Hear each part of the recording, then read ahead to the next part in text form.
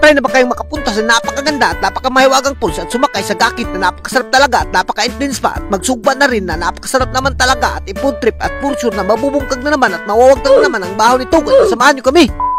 What's up sa inyo guys? For today's video ay napaka-espesyal na araw dahil may mga bisita kami na taga Manila at mga tito at tita ni Ivy na napakagaling naman talaga magtagalog at medyo nalilisudan ako. At kung natitingala ka mo dahil baka ngit-ngit ngayon ay dahil bumiyahe kami ng Katlaon dahil pupunta kami sa malayo doon sa Tinoyan Falls na napakaganda at napakamahiwaga talaga. At as you can see naman guys, talagang Katlaon kami dito bumiyahe. At sa puntong ito ay dito kami nabutan ng umaga sa 7-Eleven kaya nagkape na nga muna kami dahil nagugusla kami ng kape at namimiss daw nila magkape. At as you can see naman guys, tumabok nga kami dito sa karsada ng San Agustin. At sa puntong ito, pagkatapos naming magkape ay hindi na kami nagpadugay-dugay, dumiretso na nga kami. At as you can see naman guys, nakatulog ako dyan dahil talagang ginadagat ako. Iwan ko ba kung bakit dinadagat ako, nasa sasakyan naman kami. At sa puntong ito, kung nakikita nyo naman guys, humunong muna kami dito dahil nagugusla at nagugutom na kami. At as you can see naman guys, dito lang kami kakain sa kilid. At ayan lang kung nakikita nyo naman guys, nagpicture-picture muna kami dito dahil napakaganda ng view dito. At ayan lang kung nakikita nyo naman guys, talagang binutang na namin sa likod ng saksanan yung mga pagkain namin at simain muna talaga namin dahil sobrang nagugusla na kami. At ayan lang nga, shout out sa mga kasama namin dito na Tagalog at nalilisudan talaga ako magsalita ng Tagalog dito. At sa puntong ito, siyempre inampuan muna natin dahil bago tayo kumakain, kailangan muna talaga tayo natin mag-ampo. At ayan ang nakikita nyo naman guys, talagang humukad na yung si Auntie Ana at yung tita ni Ivy. Talagang nagugusla na raw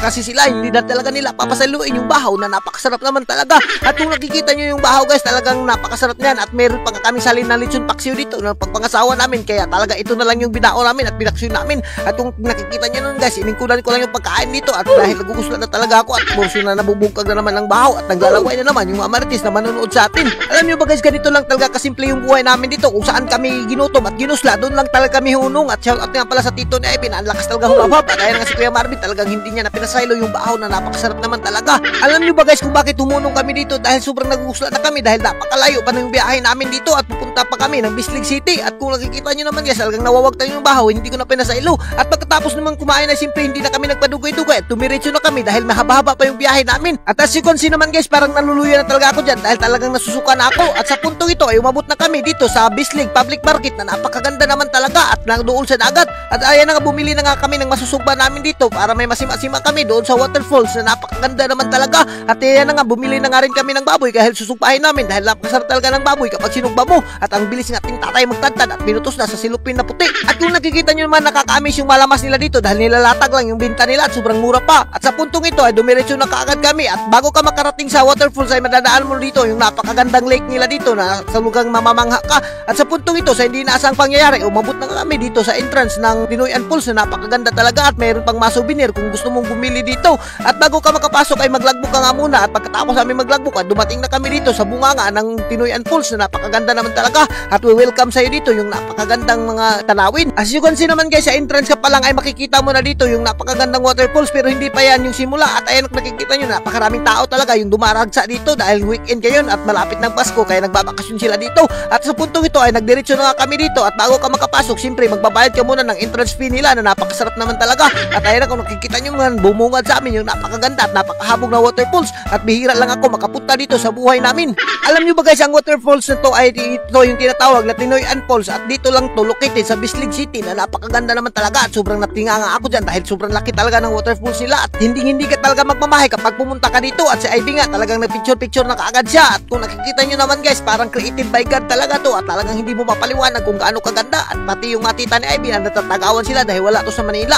At sa puntong ito, siyempre naghikay na nga tayo at yung susubahin natin, hinuan na kaagad natin yan. At pati yung isda, binili natin, susubahin rin natin yan dahil napakasarap naman talaga yan sa subahin. At sa puntong ito, speaking of subahin, nalinga na nga namin at ayan ang nakikita nyo naman, sinakang na kaagad namin, hindi na talaga kami nagpaidugay-dugay. Napakasarap naman talaga yung uling dyan, ang nakasumiga. At ayan nga yung tita ni Ivy, nagsima-sima na ng buongon na napakasarap naman talaga. Siyempre hindi tayo magpapalupig dyan, sinima-sima ko na nga rin yung buongon. At yung nakikita nyo naman guys, meron pang maliguan ng mga bata dito at hindi ka talaga magmamahay. At sa puntong ito, dahil na-curious kami kung ano yung nasa taas, umaka kami nila Ivy at ayun nga, sinamahan pa nga kami na tour guide namin dito na nakapagagwapo talaga. Mabuhay ka idol hanggat gusto mo. At sa puntong ito, medyo nahadlok kami dahil napakahabog naman talaga dito at maghinahinay ka lang, baka madaligad ka at mabunaw yung ulo mo dito at baka sa langit ka na talaga mag-food trip. At kung nakikita nyo naman guys, napakaganda rin naman pala dito sa taas. Meron din silang mga konting waterfalls dito at naiinom pa yung tubig nila na napakasarap naman talaga. At ayan ang nakikita nyo naman guys, umuwi na kami dahil nagugusla at nagugutom na talaga kami dahil binilisan namin yung pagbaba. At pagbaba namin, hindi namin inaasahan si Kuya Marvin ay dumating pala dito, pasaka siya at medyo kinakapoy na siya.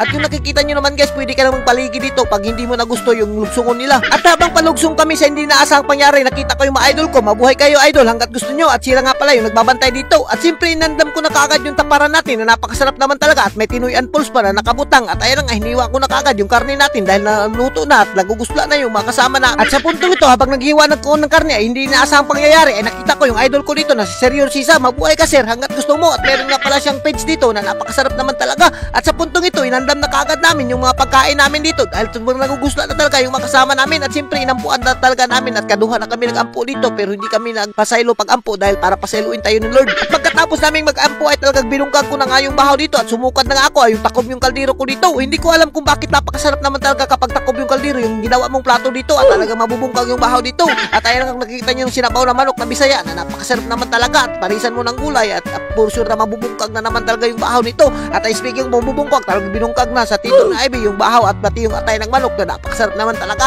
at talagang hindi nyo na pinasaylo. At dahil bihira lang talaga sila makakain ng Bisaya manok doon sa Manila dahil puro boiler yung nakakain nila. At ayun nga, kung nakikita nyo naman guys, binungkag ko na yung bahaw dito na napakasarap naman talaga. At alam nyo ba guys, kapag pumunta talaga kayo dito sa Tinoy and Falls ay for sure na magugusla kayo sa sobrang ganda ng view nila dito. At ayun nga, pagkatapos namin kumain ay talagang hindi na kami nagpadugay-dugay at tinistingan namin kung gaano ka-extreme yung Tinoy and Falls at nagsuot na nga kami ng life jacket dahil sasabak kami doon sa magbubundak na falls na napakaganda naman talaga dito. At kung nakikita nyo naman guys, talagang nag-andam na sila. Alam nyo ba dito sa Tinoy and Falls ay pwede kayong sumakay ng mga gakit nila na napakasarap naman talaga. At siyempre tinistingan natin para masulit naman yung pagpunta natin dito. At kung nakikita nyo naman guys, talagang tumisting na kami at kasama pa namin yung mga bata dito. At dalawang gakit nga pala yung ginamit namin dahil medyo marami-rami kami. At ayan na nga, sa simula pa lang ay medyo natatakot at natutuwa na talaga si Ivy. At ayan na nga, pababay-babay pa kami dyan pero sa hindi namin inaasahang pangyayari at ang lakas pala ng suhog doon sa ilalim. At sa puntong ito, kung nagtataka kayo kung bakit kasama namin yung mga bata dito, pero pwede naman talaga yung mga bata dito. At ayan na nga, medyo safe naman talaga dahil may mga kasama kayo na tour guide dito bago kayo sumabak. At yung nakikita nyo yung bundak ng falls, napakalakas naman talaga dahil medyo inagihan ng bagyo to at sobrang lakas talaga ng agos